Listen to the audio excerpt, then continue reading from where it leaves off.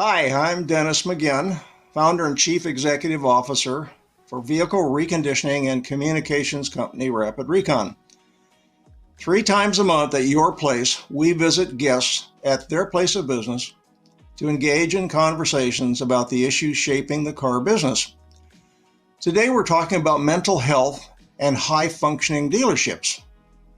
My guests are Steve Whitton, founder and CEO of Menable, a dealership mental health consultancy based in London, and Michigan dealer Jeff Elhart of Elhart Automotive. Let's get to it, guys. Welcome, gentlemen. Ours is a tough business. On the vendor side, as I am on the dealer side, is mental wellness in the car business new, or the effect of COVID something else? Steve, let's start with you. What are you seeing? And though you're based in the UK, are there parallels? And Jeff, jump in when you think appropriate. Well, hi. Thanks ever so much for having me on. So from the UK, founded Menable just over a year ago as a movement actually to really shine a light on these issues across the automotive industry. And to answer your question, it's not new. It's been there all the time.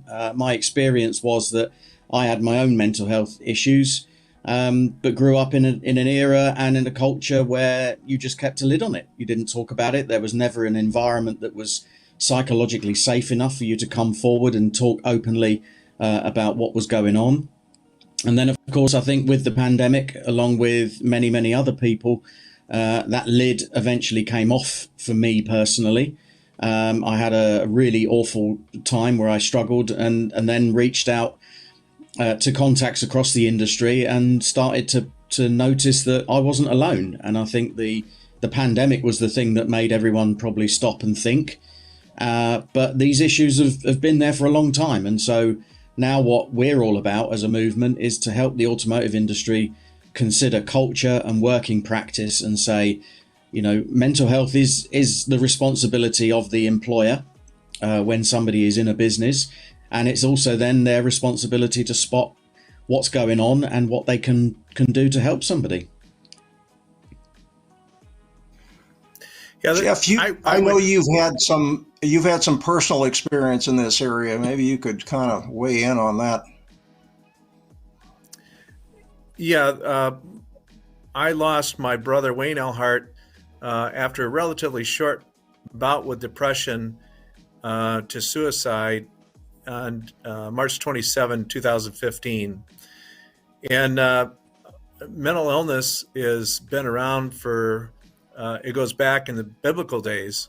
And we bring it to the forefront today, and post-pandemic, 42% of the people in the United States are struggling with anxiety and depression. And that's up from 20% pre-COVID. So we are in an epidemic of sorts with mental illness. And in our industry, in the auto industry, we are a very vulnerable society of employees because we are generally males. We're generally between the ages of 25 and 65.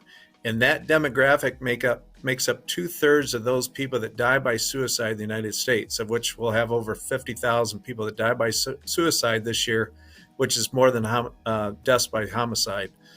So it's a major epidemic, and it should be treated as such.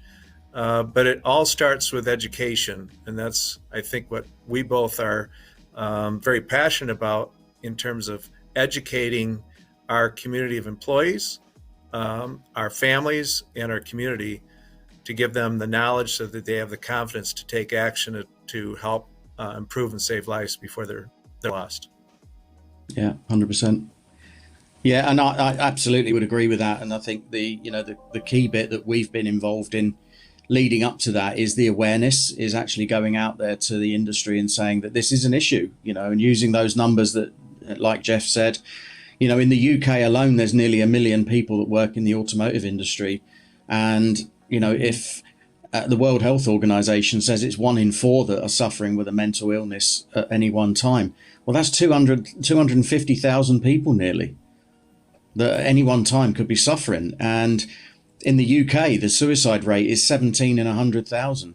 So on that basis, you'd be looking at over 150 people that could take their life just from the automotive industry this year alone.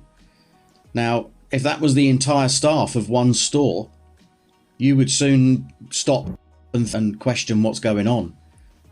But because they're in single numbers and dribs and drabs all over the place, it's often sort of overlooked. And Jeff, I think you have a book that I saw you pass along there that you're bringing. Yeah, maybe you could. I mean, you're a dealer principal, and this is you're right at the center of this whole thing, where Stephen is kind of on the, we need to recognize this and be aware and educate. You as a dealer principal have had personal example here, which you just cited. But if for dealer principals who say, where do I get started with this? And this applies to basically all three of us here, but maybe between you and Stephen, you have some examples of how do you get started in this to create the awareness. Yeah. So really, we really mirror it. I mirror it to training a salesperson how to sell cars. And we look at a triangle, and the bottom of the triangle is knowledge. The top of this triangle is actually selling a car. And the middle pieces are confidence. Knowledge breeds confidence, confidence breeds enthusiasm, enthusiasm sells. That's the training principles of how to equip a salesperson how to sell cars. The same thing applies towards mental illness awareness and suicide prevention education. We need to provide knowledge, and the knowledge that we have done is provided in 4 simple steps to recognize depression and prevent suicide through an acronym called Be Nice. Notice, invite, challenge, and empower. And it's the stop, drop, and roll of mental illness awareness and suicide prevention in very, very simple terms. My colleague and I think would agree that we as a world make mental illness and suicide to be much more complicated than what it really is. Certainly, there's extreme sides of mental illness, but generally speaking, we're talking about depression and anxiety, which is the world's #1 disability. And it starts at a mild stage, it goes to a moderate stage, and potentially a severe stage, which then can go into suicidal ideation and actually suicide. What we need to do is equip ourselves with a knowledge of 4 simple steps to recognize the warning signs of depression within one another. My colleague said 20% of us deal with a mental illness sometime in our lifetime, and today it's 42% today, given the pandemic. But that means that 80% of us can be lifeguards. It's not our responsibility to be the emergency medical technician, the EMT.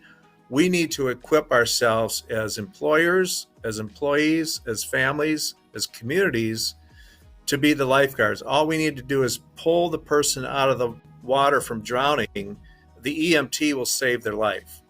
But everybody can be a lifeguard when it comes to recognizing the warning signs of depression.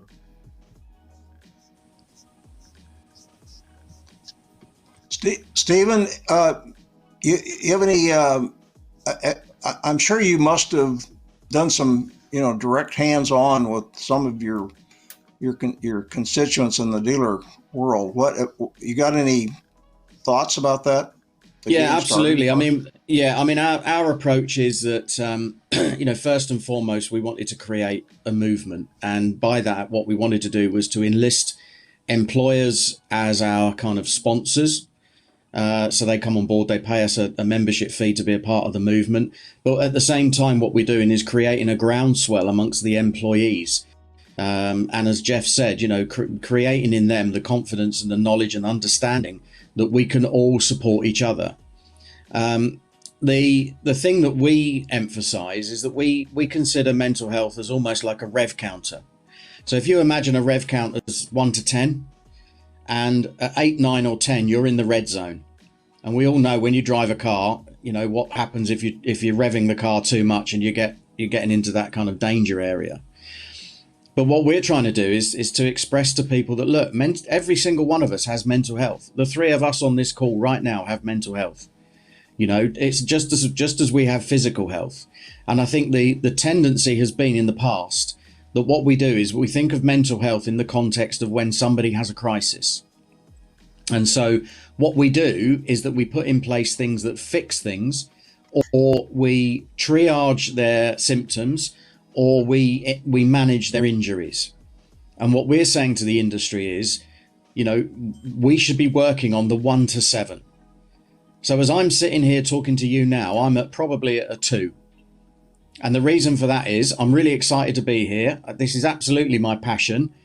But behind the banners, I'm surrounded by boxes and stuff because I'm in the middle of moving house. So tomorrow, when the moving truck arrives, I'm probably going to go from a 2 to probably something like a 6 or maybe even a 7.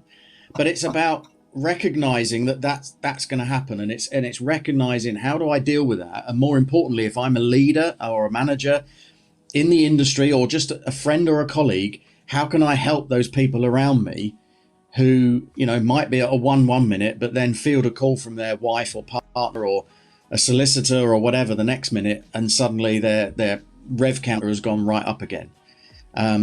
Because some people will show that, other people won't show it, other people will bottle it up and keep it to themselves. And as Jeff alluded to, if you're a guy, you're probably more likely to not talk about it. And what you might do is then get yourself involved in some compulsive behaviors outside of work. And before you know it, you're 10, 15 years into a spiral of real unpleasant, unnecessary and unhelpful stuff that's going on. And that's where we then have the issue of people zipping into crisis. So what we're all about is saying, look, let's recognize this stuff much, much sooner. And to take Jeff's point, if we're all kind and nice to each other, then, we're taking away a fairly significant contributory factor as well. So, and then when we go out and run workshops, these are the conversations that we have, and we're blown away all the time by the amount of people who step forward and say, yeah, totally get that. That's exactly where I'm at. I mean, this is so, I've had some experience in my company with this situation, because we're completely distributed company. We're basically technology software for managing the reconditioning process. And everybody I brought in is from the industry and from parts or service or whatnot, so that they can talk to the industry people, and they've been in their shoes. But the isolation, it's not that easy when people are high functioning, but they're still struggling. And, I think it's a good thing to think about this on a regular basis and remind people that this is out there.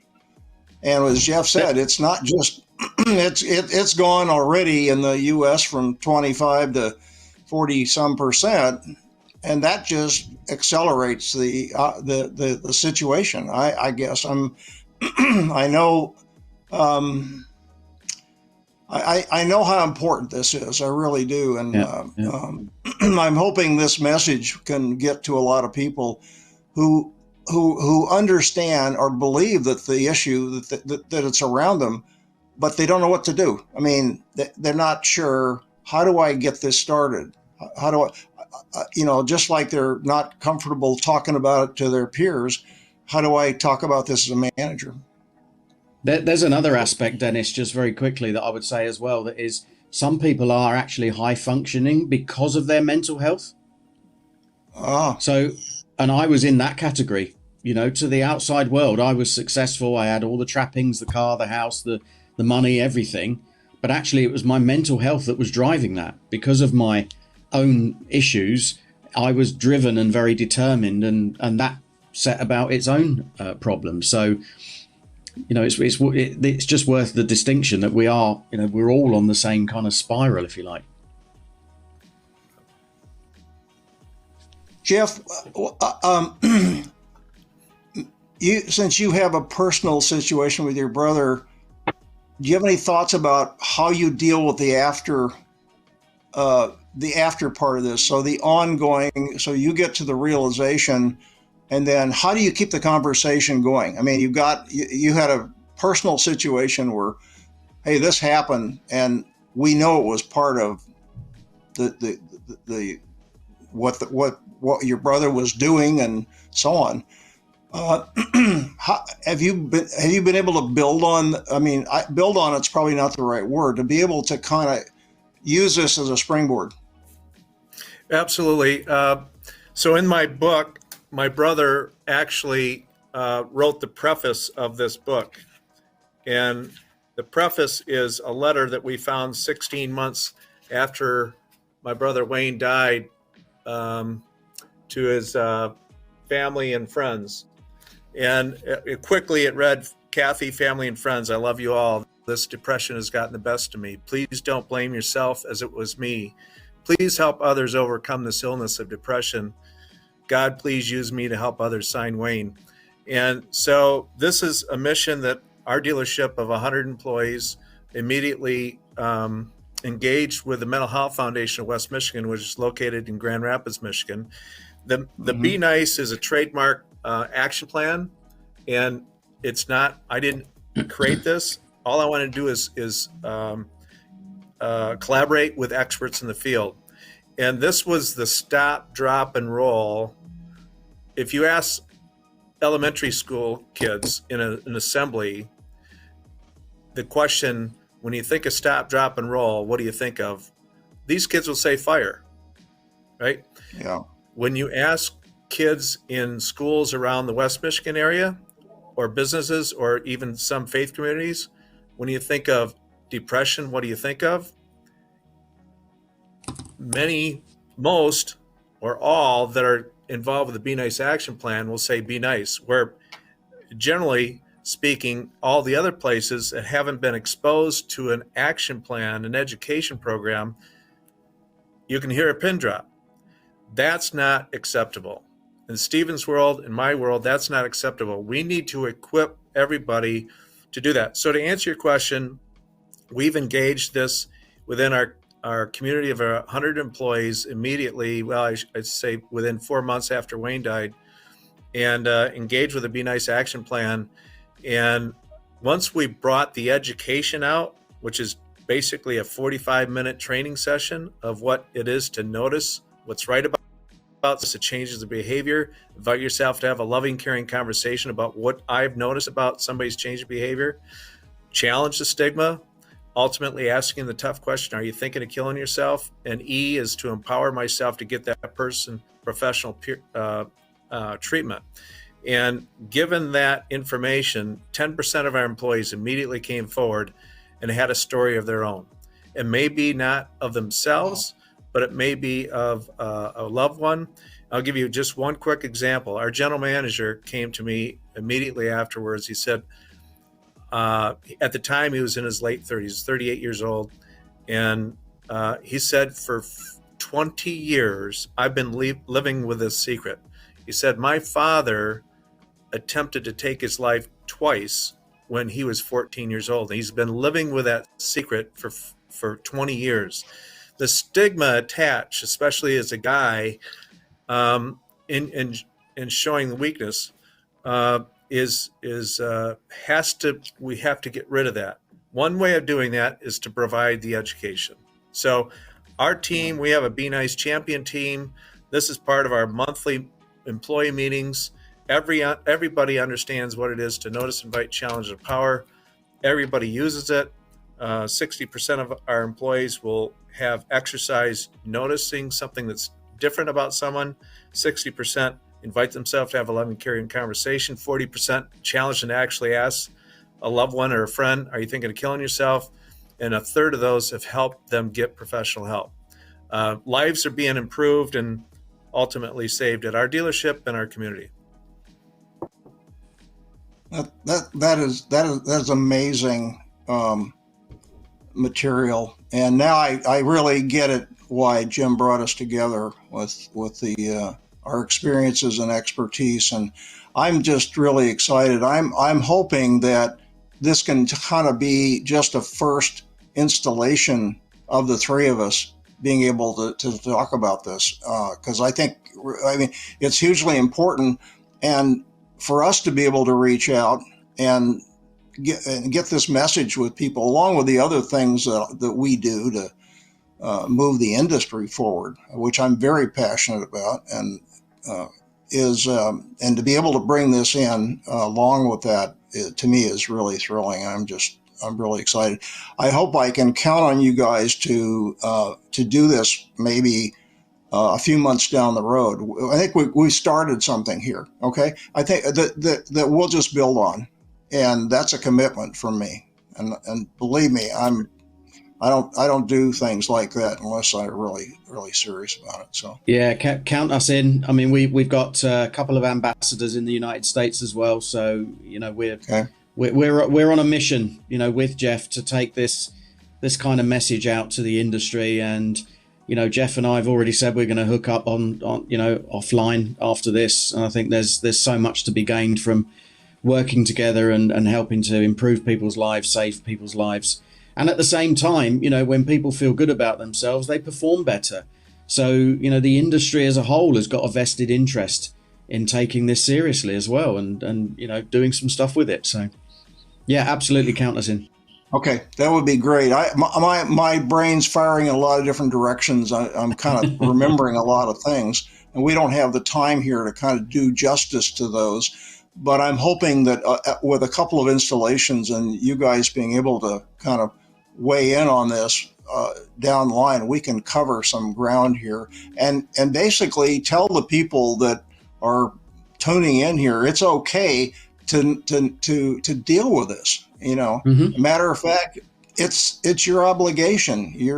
If you're part of this industry, you have an obligation to support and recognize this. And you may not feel comfortable being the one trying to be the counselor or to be the ambassador, but everybody has an obligation here to create awareness and to let the people around them know, this is okay. This is not something you just basically put away, because when you do that, all you're saying is it's not okay to talk about it. So thank you for joining me at your place, and we will gather together again on this really important topic that is such a big deal in this industry, but doesn't get the attention it needs. So we're going to help out. Thank you, gentlemen. Thank you. Thank you. Thank you.